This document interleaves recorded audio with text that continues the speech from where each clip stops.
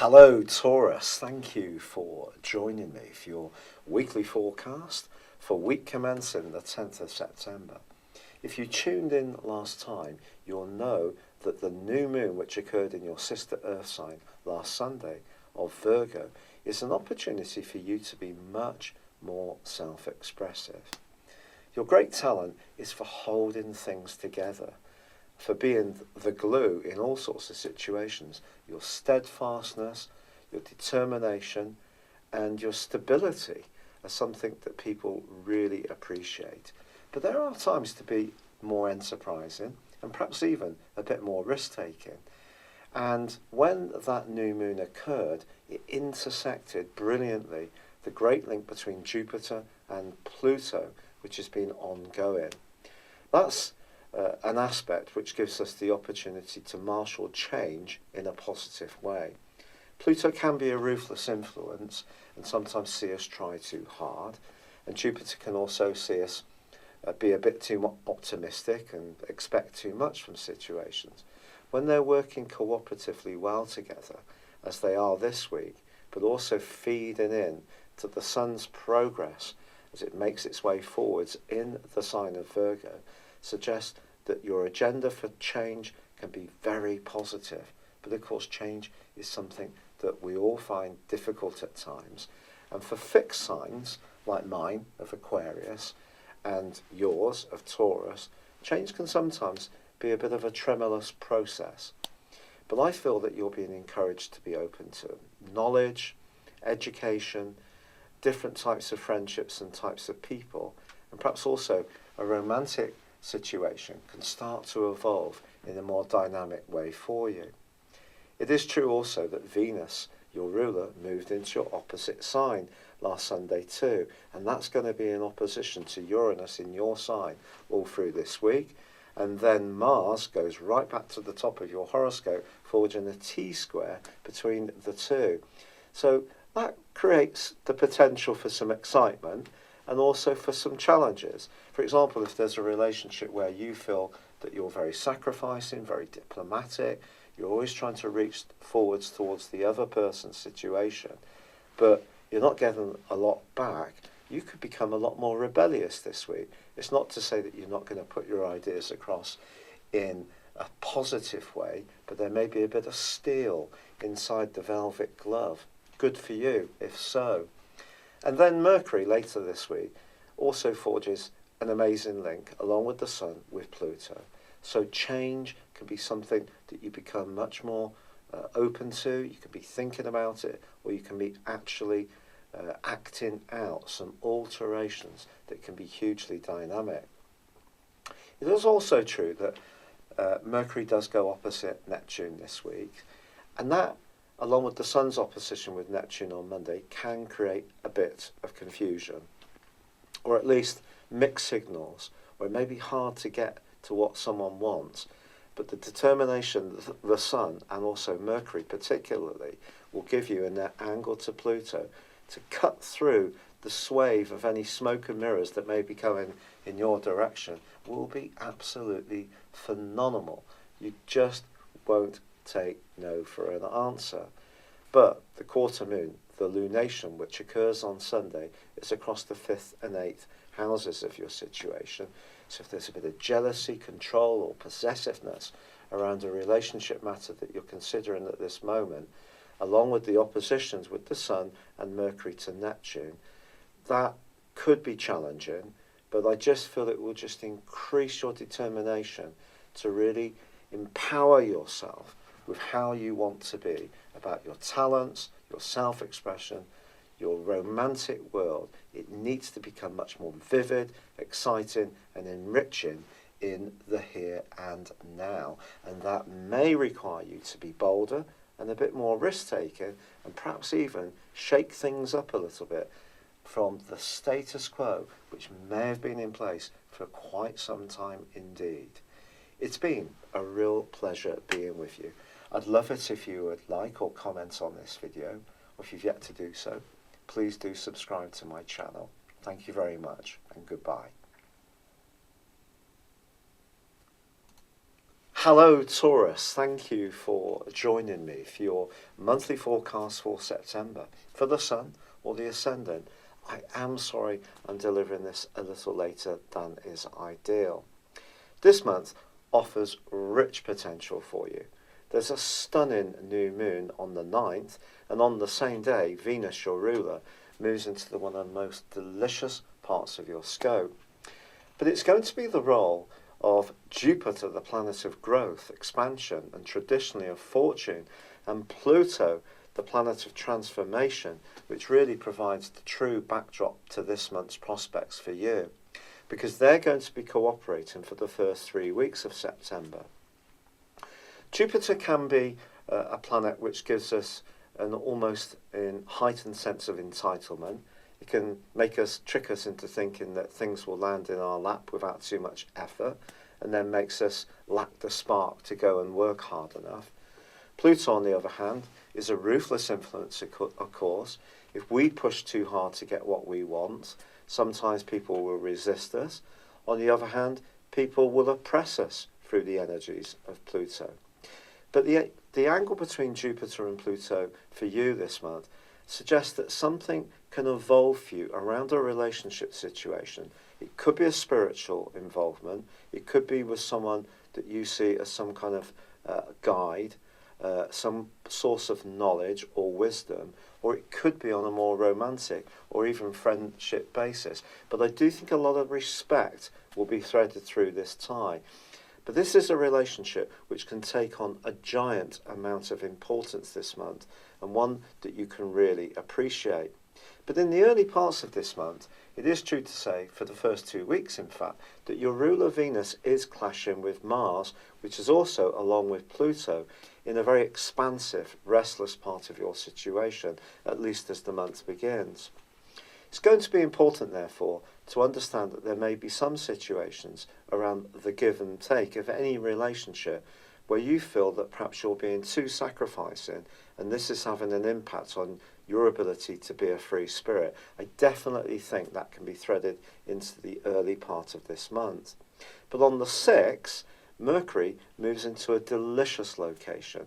It's been marooned for some time in a very inward, introspective part of your situation, one which may have seen you lack a bit of confidence, not feel quite so outgoing, wanted to spend more time at home, or just mulling over your options.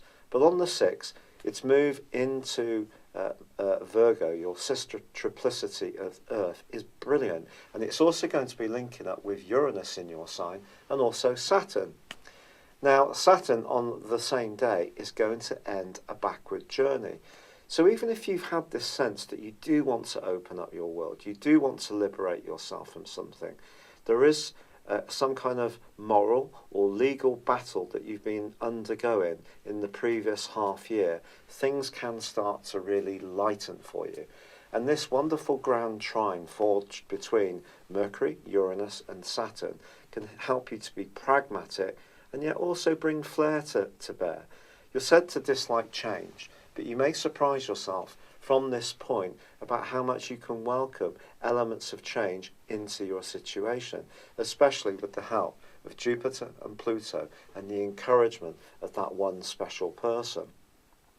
Now the 9th, as I mentioned before, sees a brilliant new moon in the sign of Virgo. This for you is all about being self-expressive, it's being about funny, it's about having social opportunities, it's about getting together with friends. And it also links into that wonderful angle between Jupiter and Pluto. So there's a lot to like here. This can also help this sense of movement, sense of evolution, but happening in a natural way that you don't have to force as hard as perhaps has seemed to be the case earlier this year. But it is also true to say that as much as there is this wonderful new moon, it is in opposition to Neptune.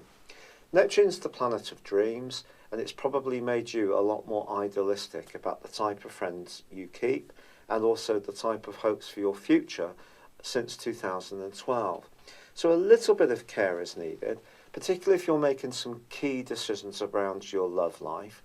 I do feel there's still this sense that things can evolve positively for you, but make sure that you have all the information that you need. Don't be too assumptive about anyone else's view or situation. Make sure that you really analyse it in an exacting way, because basically Saturn in the ninth house is asking you to check over higher information, to not necessarily just take things at face value. However, it is true to say that at the heart of this month, Mars does return to a more confident, self-assertive part of your situation on the 12th, moving back into Aquarius, but it goes back from the 11th to the 20th into the clash which has gone on between the two since the second week of May. It's possible that there's someone in your world who's really, I don't want to use the word hell-bent, but it's come up.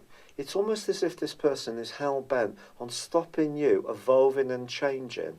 If there is someone like this, it could be someone who's very traditional, very stuck in their ways, or who wants you and them to retain the status quo. If there is somebody like this, there could be some ferocious discussions between you over this course of days. Perhaps some kind of quarrel or tensions that have been going on since the early part of May are just going to come much more to the fore. But I think the thing that can help you hugely here is that also on the 9th, Venus, your ruler, moves into your sector of relating. Now, it's not going to join up with Jupiter this month, but it is going to join up with Saturn. So if there is a relationship that's evolving for you, that does feel stable, that does feel that it has some kind of future potential, it means that the moves you make won't be too rash. They will be well considered. And if there is someone that you do need to move on from, this rather oppressive, restrictive person, it could be a boss, it could be a colleague, it could be a friend who tends to dominate your life rather too much. I do feel you can take some small but successive confident steps to evolve your situation in a way which is much more pleasing to you. Now, I have to be honest, the last third of this month, Taurus, is much more practical, but that's not going to worry you as an earth sign. You like to see tangible results. The Sun moves on the 23rd, the day before Mercury is moving into Libra. The Sun moving into Libra is very much about relationships in a way, but for you, it's about the reality of relationships. It's not the airy-fairy side of things. There is on the 25th a full moon, and this is going to bring into the open perhaps some issues that are a bit uncomfortable, maybe some secret stuff, maybe someone's not been quite as open with you as you would like. It may be that at work, someone's a bit of a nitpicker, but not necessarily the type of character who comes and tells you in a straight and honest way about how they feel. No, this is much more the type of character who likes to gossip and basically set up some kind of not very pleasant propaganda. So watch out for a character like that. Trust is definitely going to be an issue in this last part of the month. You need to be with people that you do feel safe and secure with. And I think feeling that you're in a relationship where someone is very transparent, they are very clear, they are very honest about what their motives, can really be something that you can thrive on, even if it is a bit blunt, it's not so sexy, it's just real. So that sense of reality around relationships is something I think you're really going to appreciate. But I don't think if someone's trying to be a big shot, trying to push their agenda on you too much, it's something you're going to be very happy with. And I do feel that generally the stars, especially in the sign of Capricorn, are pushing you to be a bit more daring and to really take ownership of your power and your destiny. I'm sorry that my energy is still so low. The rheumatoid arthritis has proved to be truly punishing, but I am doing my best. I'm so grateful for all the lovely encouragement and advice which I've listened to that's come in from you.